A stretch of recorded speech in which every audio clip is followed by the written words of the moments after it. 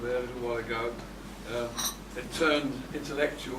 Don't think. Can I go on holiday, Ken? I think that was the reason. It turned intellectual, and we talked about this alternative heating. Mark and Stuart, co-directors in the company, and very, very interesting, and persuaded them to come along and talk to you about it. So I'll have to go ahead, please, Stuart, if you will. Well, as soon as I get something on the screen. I'm sure all of you are familiar that we've all grown up with gas-fired boilers for our heating. And really, we've almost got to the end, we've got as far as we can with gas-fired boilers. With condensing boilers, we've now got efficiencies up around the 90%.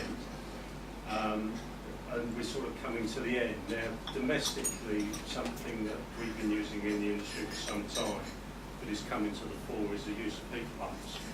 And I'm just going to explaining what a heat pump is for those of you who may not already know. There's a little bit of techie bit, which hopefully is not too techie. And then I'll try and explain very quickly how we put these things to use.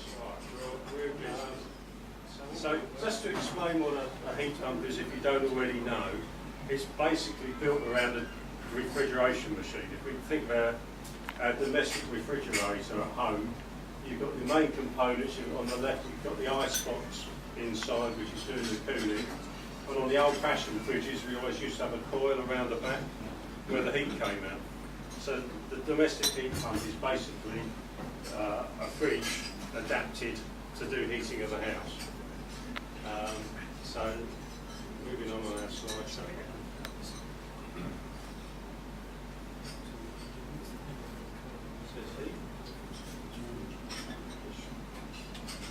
What's with the arrow? Well, can go on the side. We'll go to that one. Yeah. So, all right, now we're in business.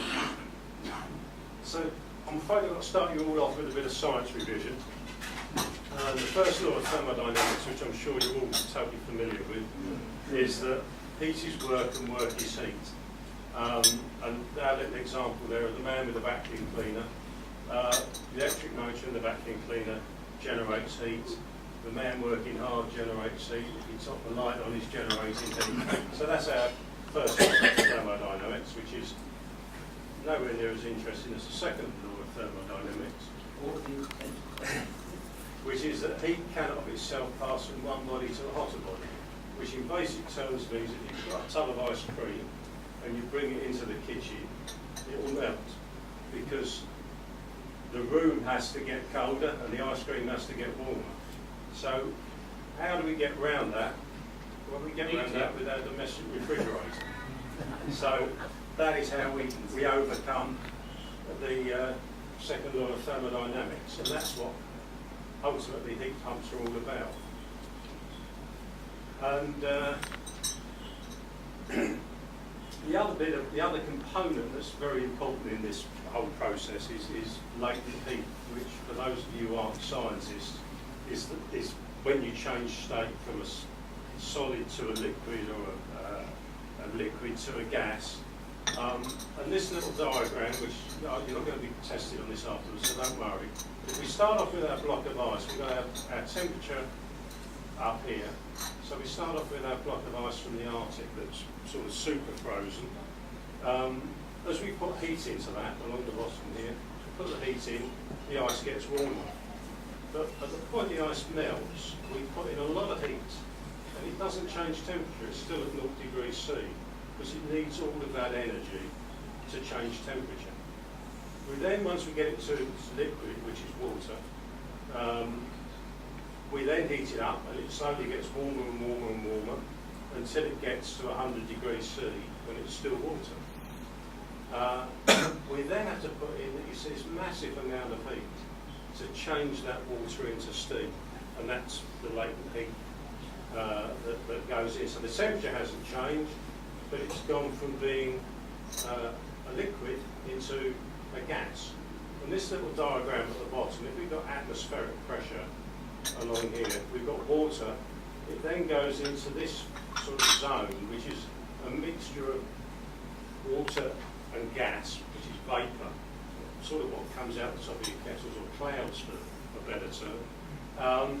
And in that zone, we've gone from being a liquid into something in between, part liquid, part steam, and then you go into what they call superheated steam, which is totally dry, so all the water is now turned into a gas.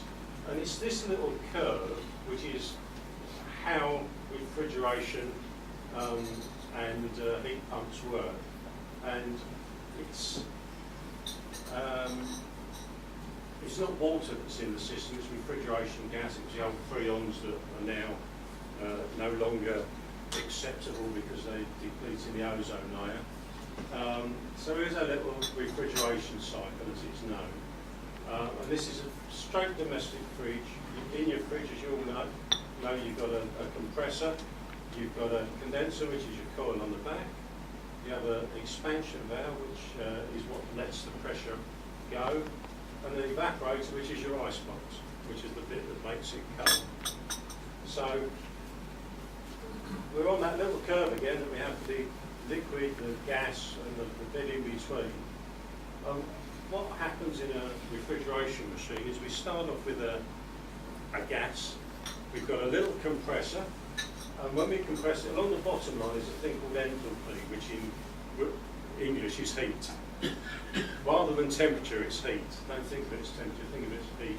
And then we've got the pressure up the side, and this is pressure enthalpy diagram, it's called. So we compress it, and we put in a bit of heat because we've got a compressor, and as we all know from the first law of thermodynamics, so heat is work and work is heat. So we compress the gas, we then pass it through the coil at the back. It's warmed up as we compress it. You pass it through the coil at the back, and it cools down. So that's taken us, so it's gone from a gas to a pressurised gas, and then we cool it down and it goes back to being a liquid. So by the time it's got out of here, we've got a liquid. And then this expansion valve just lets the pressure. If anybody can remember lighter fuel when you used to pour it on your hands when you were kids and it goes very cold, that's the sort of process. Nobody can remember that, but that's the sort of process we're doing. We let the pressure off the gas, so the gas suddenly gets to this point, it's into a vapour, but if it's got a mind, it thinks to itself, I shouldn't be here, I'm a gas. That's where I belong, this, where I started in the refrigeration cycle. And the only way it can do that is it evaporates, and it evaporates back to a gas. And in order to do that, it needs heat to do it. So it sucks the heat out of the ice box. And that is how our domestic refrigerator works. Quite old science, but what we then do is we take that principle and turn it on, literally turn it on its head. And you're all familiar with ceiling mounted cassettes that you see in restaurants and the like, and wall-mounted evaporators hanging on the walls outside. So that basically is our coil on the back of the fridge. This is our ice box, for want of a better term, and we've turned it round, so we still go through the same cycle, but we use our condenser, the heat that was coming off the back of the fridge, we're now using to heat the room, the office, whatever, and we're actually cooling down the outside air. So we're getting our heat from the air outside. So it's just a fridge, but working back to front. Hopefully I'm making sense so far. Everybody's quiet, so I don't know. You don't follow me. In refrigeration, we use a term called coefficient of performance. And that is actually how much work you get out, or energy you get out of something for the work you put in. So it's another way of working out your efficiency. And if you've got a heat pump, what we find is that we put in about a kilowatt of energy from our compressor, but we actually produce heating about 3.5 kilowatts and cooling about 2.5. So we haven't, all we've done is shifted heat. we've split it. For our kilowatt of energy put in, and the reason you get more heat out is obviously this work we put in actually comes out as heat. So we can use that energy that's come off our compressor. So when you look at that, the cooling coefficient of performance, which is what we were used to when we just had air conditioning, we would get about 2.5 kilowatts of energy out for every kilowatt we put in. On the heating, because we can use that kilowatt of electric heat, we get 3.5. And if we're in a situation, which you are in air-conditioned buildings sometimes, where you've got heating needed on one side of the building and cooling on the other side, or cooling for a computer room, you can actually add the two together, and you're getting 6 kilowatts of energy for the 1 kilowatt you put in. So you get an awful lot for your input. What if your outside temperature is very low? Will it work harder? We'll get there. Yeah, it will work harder, exactly. Oh, somebody's paying attention. I hope your number came out of the rifle. So we're all used to carbon emissions and carbon footprints and everything else. So where the heat pump sits in a carbon emission is that these are the latest figures from the new building regs, and interestingly they've changed them to suggest that power stations are getting less efficient than they were. I don't quite know how that's come about. But this is how much carbon you get out from gas for a kilowatt of heat. You get a lot more carbon out if you've got electricity that's come from the power station. But when you take that, a gas-fired boiler, if we say it's 90% efficient, you put in 0.22 kilograms for every kilowatt of heat you get out. But with the if it's an electric fire, obviously direct electric, that's far less efficient on the 0.517. But when you get the heat pump, if you can get a modern efficient heat pump, which might give you a coefficient of performance of 4, so for every kilowatt you put in, you get 4 kilowatts of heating out, you end up with something that's a lot more efficient than a boiler. So that is why we're seeing lots more heat pumps coming into the domestic market. Downside is obviously you've got to have an outside wall or somewhere to get your heat into the air. But domestic boilers are certainly less prevalent than they used to be, and will continue to be less prevalent. So going back to our friend's question here, limitations of air source heat pumps, which is what we call the unit that's sitting outside. It's not easy to extract heat from outside when the air below is freezing, because these things have to work when it's -5 outside. So it does make that reduces the efficiency. The other thing that happens is you get condensation forming on the coils as you cool the air temperature down, and that ends up freezing up. So you end up with a lump of ice on your coil. So you have to defrost that.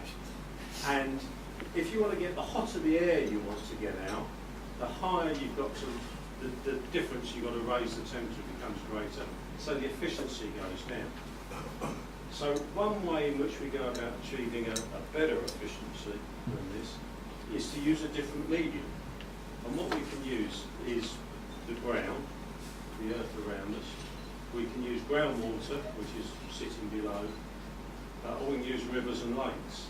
And that goes from our, what we call our air source heat pump, to our water source heat pumps, of which there are 2 types. Unfortunately, it's not a very good diagram, this, but if we use a water source heat pump, we can put a coil into the ground. I'm sure you've heard of this, where people dig up their back gardens and lay coils into the ground. And they sometimes call them slinkies, or you can put boreholes into the top of the soil. And you actually extract the heat from the soil. And that's a closed loop, because the water is going around a pipe in the ground.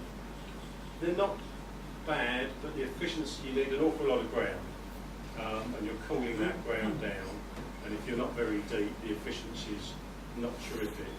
And what you're waiting for is the outside air in the summer to rewarm that ground up in the summer.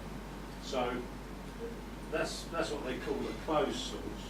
The other one is the open loop, which is much more fun. And that is you drill some boreholes. This is a job that Mark and I did a couple of years back. We drill some boreholes down into the aquifer, which sits about 65 metres below the ground, certainly in London anyway. And you actually pump the water out the ground, and then you heat it up or cool it down through a plant, and then you pump it back. So this is an actual job where we pump the water out. We've got pumps sitting at the bottom of the boreholes. They're about 65 metres down. And we pump the water into heat pumps and refrigeration machines. And then we pump it back into the ground. Now, obviously, there is a limit to how much you can take out, but there's quite a lot of water down there. And this is a little view of that job, and whoops, just come back. And the geology of this is that our borehole is about 150 metres below the ground. And in London, you get various levels of, you get the topsoil, you get the London clay, you get some beds that are full of stone, and to get through those, we sink steel shafts about 300 diameter, so that you don't get any contamination. But once you get to this little bit down the bottom, it's all chalk, and fissures in the chalk, it's basically it's full of water. So we pump the water out, as I said before, pump it into our system, and pump it back, and that is a lot more efficient. The beauty of that is that you're dealing with, your start point's a lot warmer. This water that we found, that's what I said, the water under London's about 13 degrees.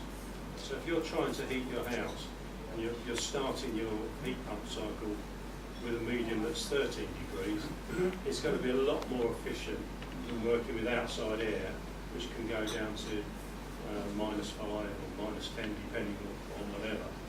Can I interrupt? Can I ask, what size area do you think would this service? I've got a picture. Building. So that's 4 boreholes. It's two out and 2 in, and that serves all heating and cooling to that building. So that building has no boilers, no chillers. It works solely off of the groundwater. What is the diameter of this? The boreholes they tend to be about 250 to 300 diameter.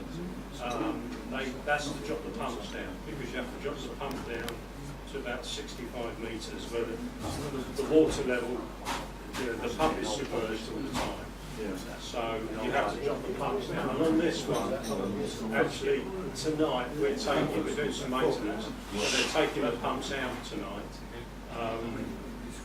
We did have a bit of a problem because they sit on a hose. It's called Weldmaster. It's designed just for welds, and it's a flexible hose that goes all the way up to the top and pumps it out through chambers there.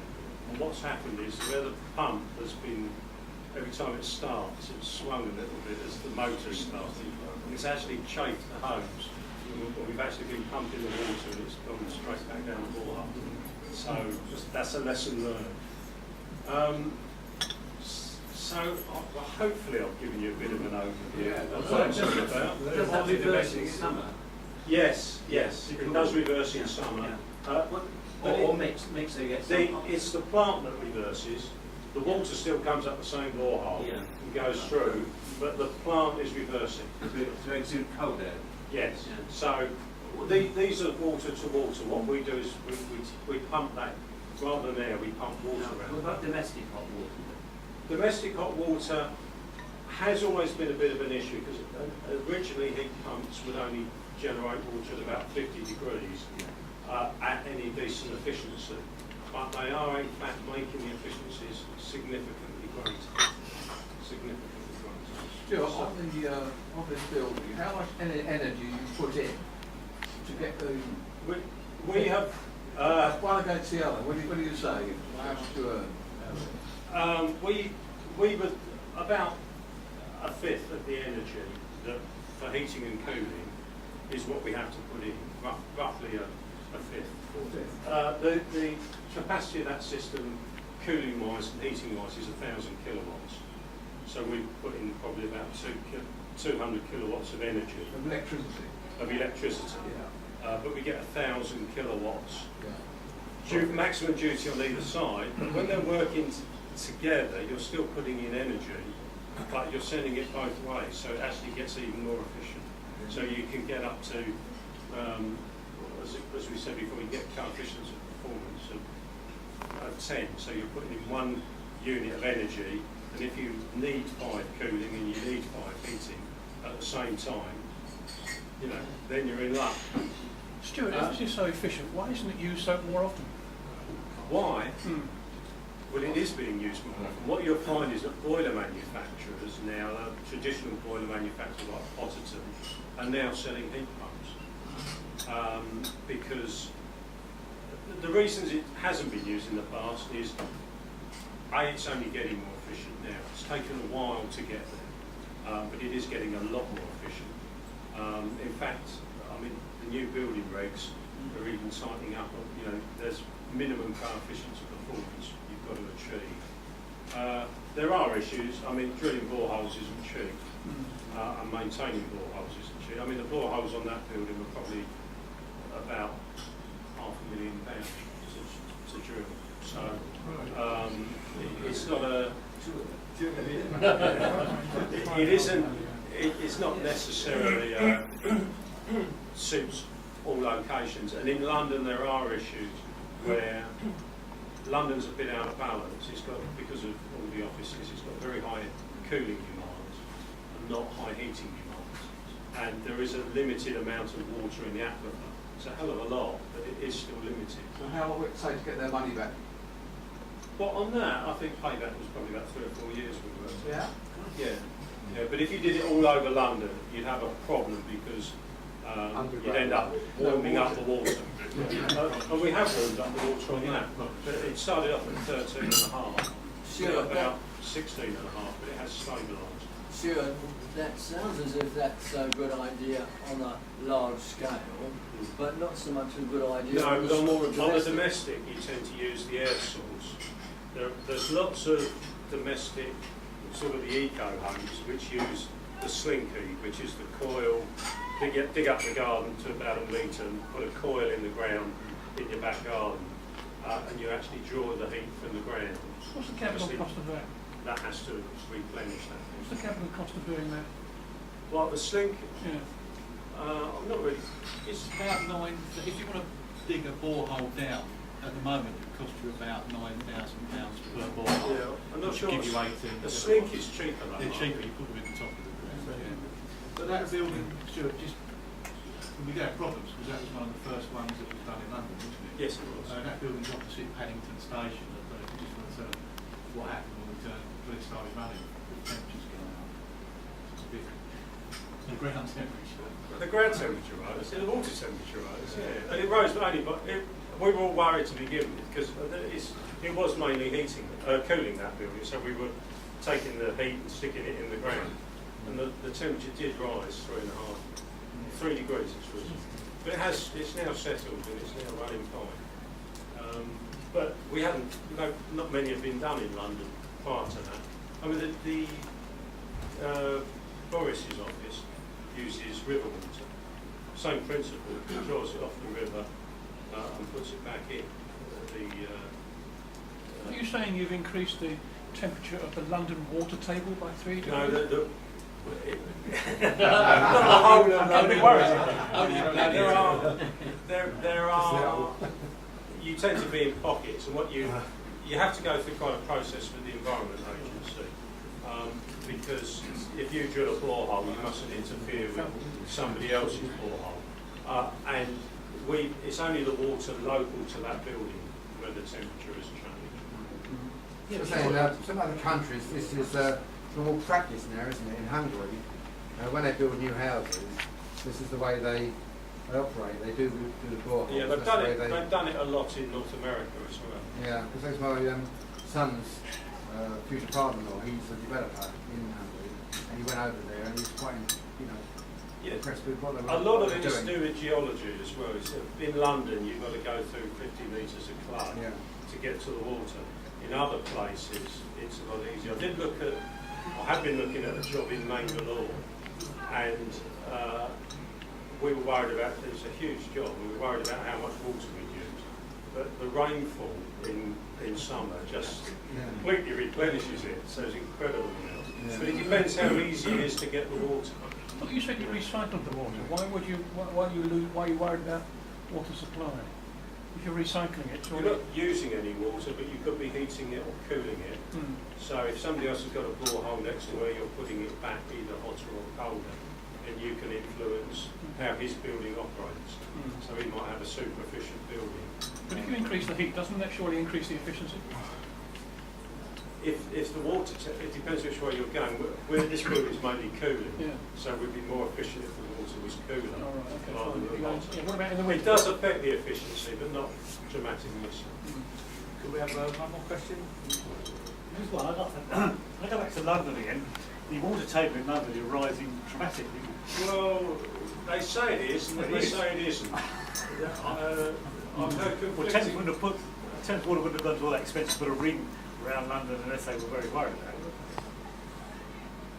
Yeah, it's the water we're drawing is, I say the water table. We're a long, long way down. We're a long way down. We're not, but I've heard stories that it is rising, and then I've heard stories that it isn't, and it's very seasonal as well. And on this building, we've seen the levels on this building, they've fallen because we had to lower the pumps a bit more. It dropped. Yeah, it actually dropped.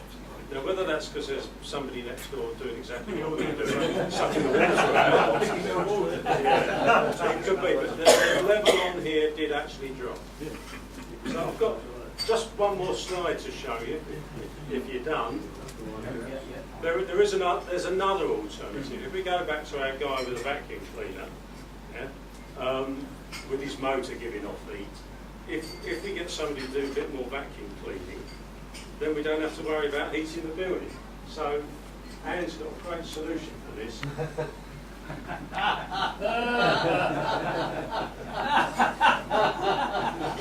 Captain Bob. Poor old soul. That's been exposed.